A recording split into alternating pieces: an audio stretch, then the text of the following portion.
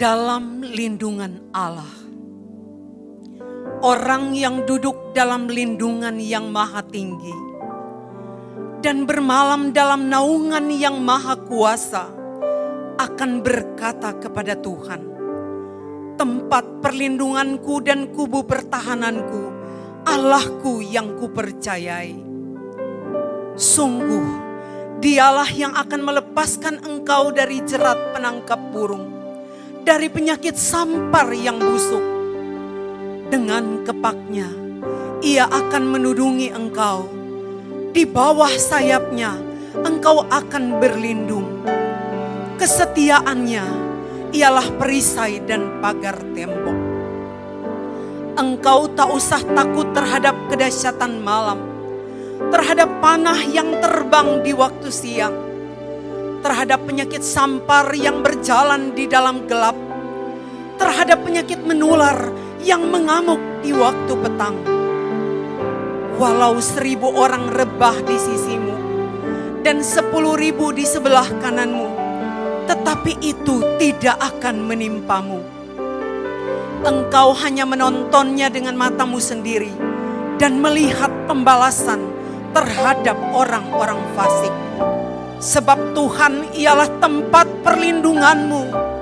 Yang maha tinggi telah kau buat tempat perteduhanmu. Malapetaka tidak akan menimpa kamu, dan tulah tidak akan mendekat kepada kemahmu. Sebab malaikat-malaikatnya akan diperintahkannya kepadamu untuk menjaga engkau di segala jalanmu. Mereka akan menatang engkau di atas tangannya, supaya kakimu jangan terantuk pada batu. Singa dan ular tedung akan kau langkahi. Engkau akan menginjak anak singa dan ular naga. Sungguh hatinya melekat kepadaku, maka aku akan meluputkannya. Aku akan membentenginya sebab ia mengenal namaku. Bila ia berseru kepadaku, aku akan menjawab. Aku akan menyertai dia dalam kesesakan. Aku akan meluputkannya dan memuliakannya. Dengan panjang umur akan kukenyangkan dia, dan akan kuperlihatkan kepadanya keselamatan daripadaku.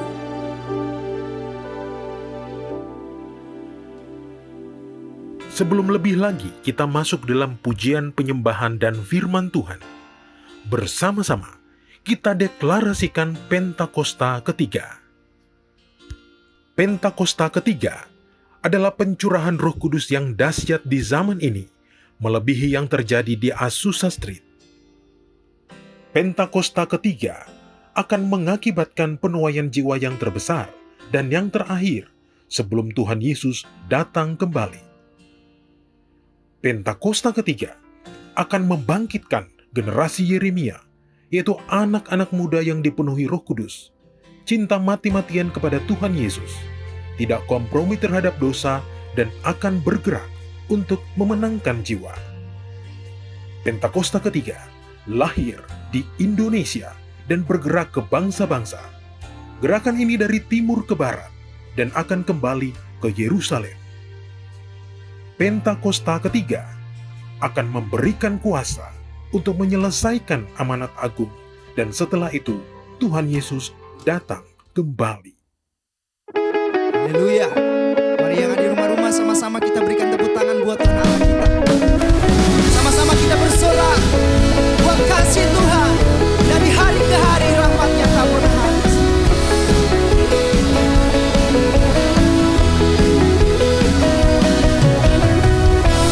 Dari hari ke hari tak pernah terbatalkan. Berkat-Mu turun atas hidupku. Dari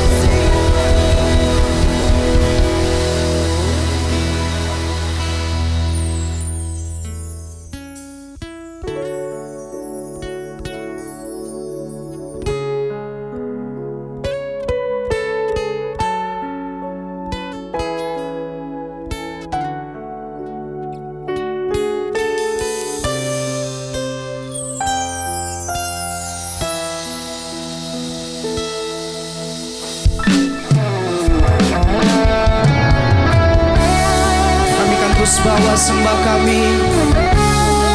Bawa hidup kami ya Tuhan, untuk memuliakan Engkau ya Bapa.